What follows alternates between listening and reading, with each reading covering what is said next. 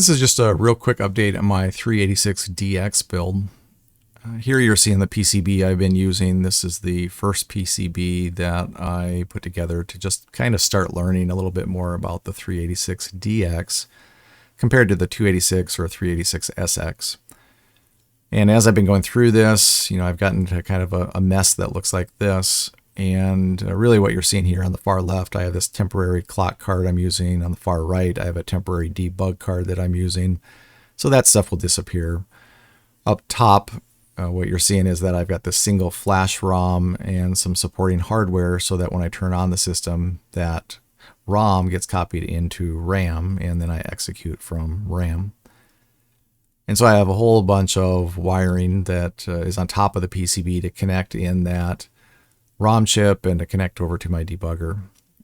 And on the bottom of this board, I have a whole lot of bodge wires, and I don't have a picture of it here, but as I've been just learning the different control signals and building out my logic in the two different PSOCs I have over to the left, I have a PSOC sitting right here and a PSOC right here, and in that I'm just doing basic decode type of logic to make sure that all of my different control signals are working the way they need to be. I've been building that out, and I've had to then, of course, just connect in, and I've been connecting into these headers underneath and routing those bodge wires to the appropriate locations to control whether it's RAM or latching or whatever it might be. And so this is all working, but I want to get to a little bit cleaner state where I can more easily flip this board over and I don't have all of this other stuff in the way.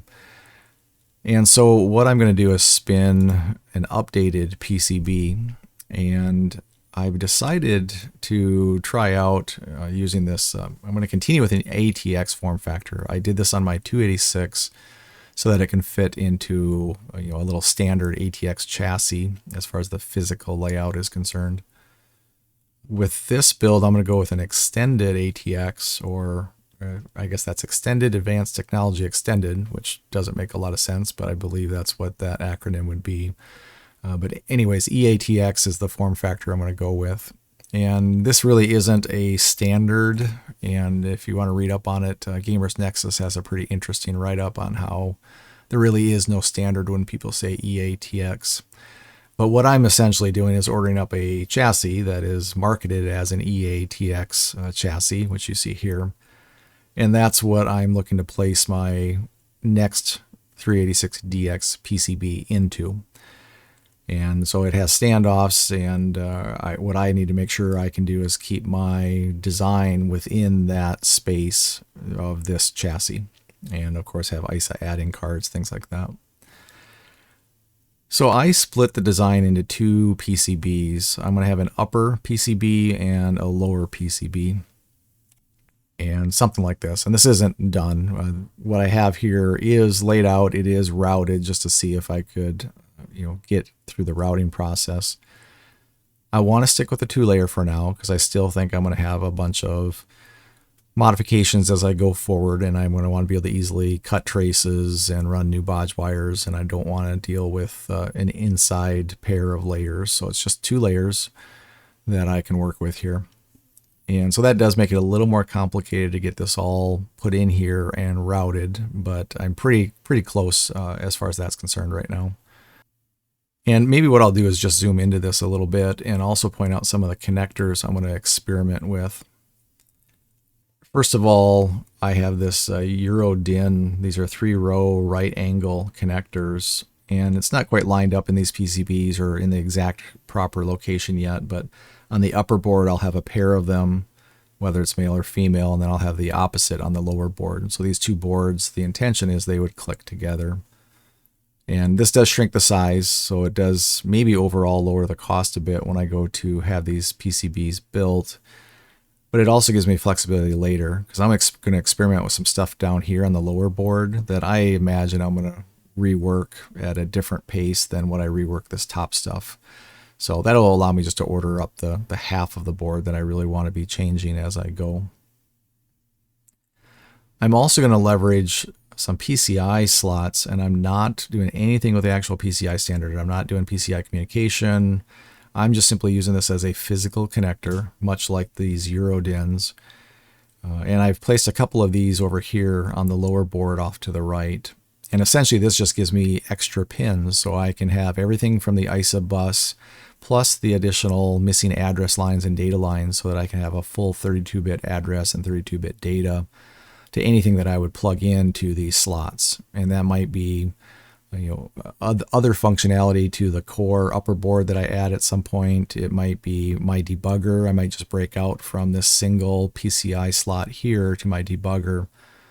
And I've already run all of the address data and all of the control signals that my debugger currently uses. So I'll have one nice little connection that will take me to the debugger. And I think I am going to switch debuggers. I've been using this STM32. I think I'm going to try to go back to an Arduino Do. And the reason I say that is the STM has a lot of quirks with it that I find that the Arduino Do does not. The Do I find is just much easier to work with. Limitation on the Do is the number of pins though, so then I've got to go with shift registers, and so that adds a little complexity. But I might spin real quick a little card that just simply does the shifting and the voltage leveling, because the Do is also a 3.3 volt like the STM32 that I'm using. But there's so much I don't have to worry about popping off resistors and jumpers and things like that on the STM32, which has been kind of a pain. And right now my STM32 is limited to full speed USB instead of high speed USB, and you have to add an external piece of hardware to get the STM32 to support the high speed, which is unfortunately kind of a pain to do, quite honestly. So the Arduino Do can do high speed USB, which is whatever 480 maybe megabit per second.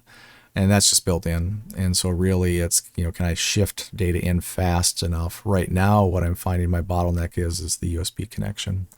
So anyways, that's maybe a tangent. And what you're going to see though is I'll probably go to a slightly different setup for the debugger, moving away from the STM for the time being, or doing some more experimenting with the Do and see how that compares in overall performance.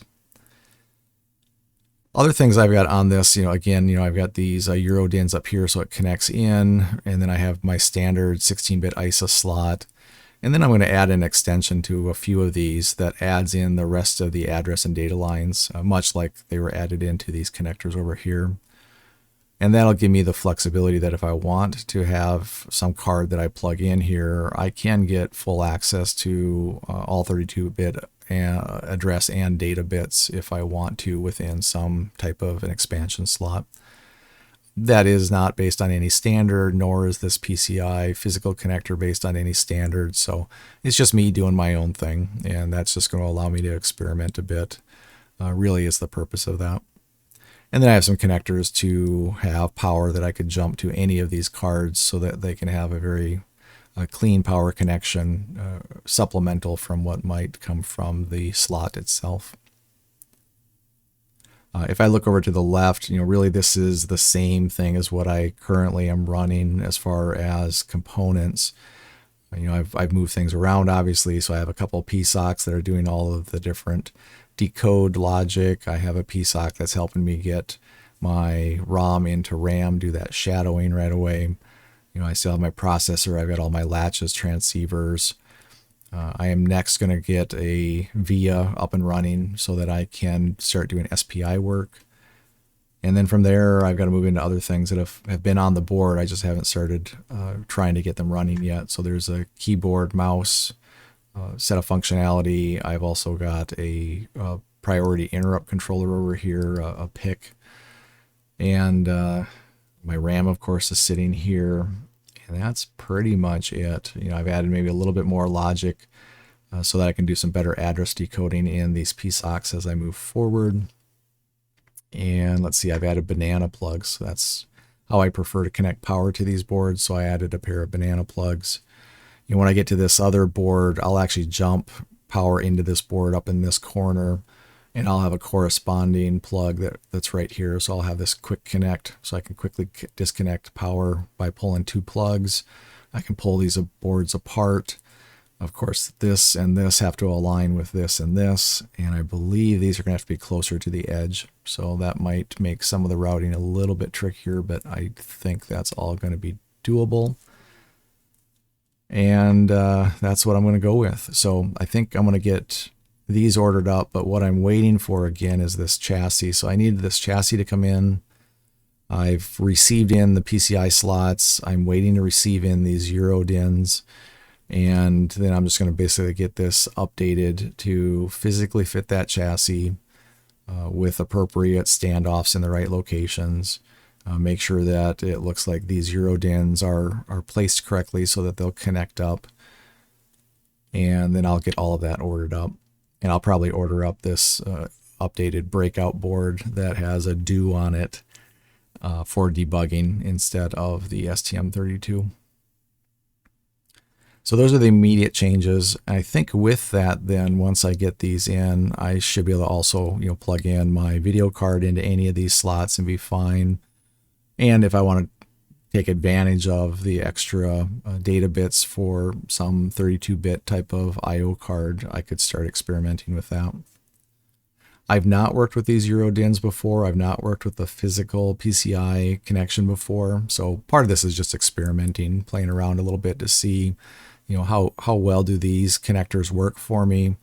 What type of issues will I have on the physical side, working with PCI and building little add-in cards that plug into the PCI slot.